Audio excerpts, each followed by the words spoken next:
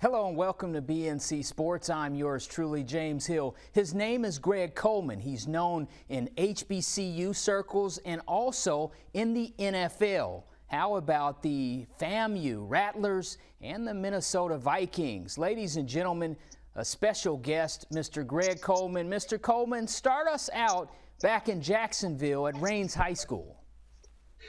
Well, I mean, there were so many great things about Raines. I mean, the community. I mean, my last count, James, is maybe 86 or 87 guys that have graduated from Raines that have either put on a NFL uniform, Major League Baseball, or NBA.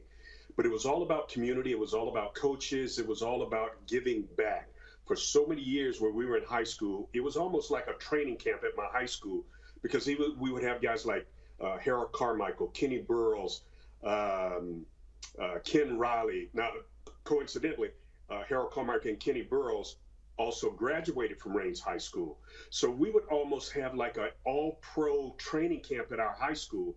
So we learned from some of the best. We were taught about what it meant to be a pro, what it meant to be a professional in the expectations of football, and that it was a business. So Raines High School, with its coaches, its fan base, the community, it was a great foundation for me moving on to FAMU and the NFL.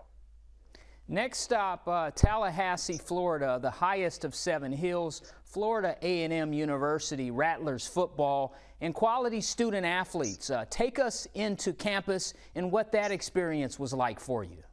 Well, first let me tell you this, James. I was a punter, place kicker, but also I was a hurdler.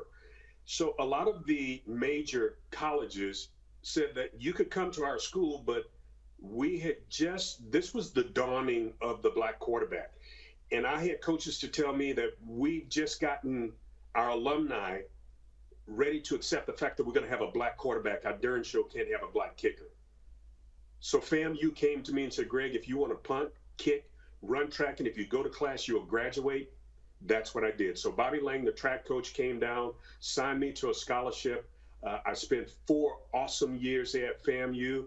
Jake Gaither's wife, Sadie Gaither, was actually my English teacher, and she made me come to the house twice a week to get my homework. And she said, you're not going to be one of these athletes that just do nothing. You're going to graduate.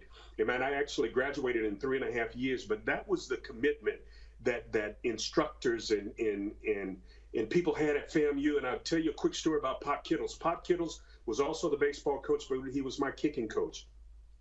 And James, I was at practice one day and I was having an awesome practice, and Pop said, baby, why are you kicking it right to him? I said, well, Pop, that's where he's standing. And I was killing it. He said, well, baby, kick it where he ain't. I said, Pop, what do you mean kick it where he ain't? He said, kick it where he ain't and make him run for it and let him do all the work. He said, baby, if you kick it where they ain't, they'll find a place for you at the next league, at the next level. And I was dumb enough to believe what Pop Kittle said. That was the beginning of me harnessing the forte of kicking to the corners. So Howard Cosell coined me as the Coleman coffin corner kicker. So I had an awesome career at FAMU. I graduated in 3.5 years, ran track, All-American hurdle there with Coach Lang, and actually qualified for the Olympics. My experience at HBCU Florida A&M was unforgettable. And if I had to do it all over again, I would.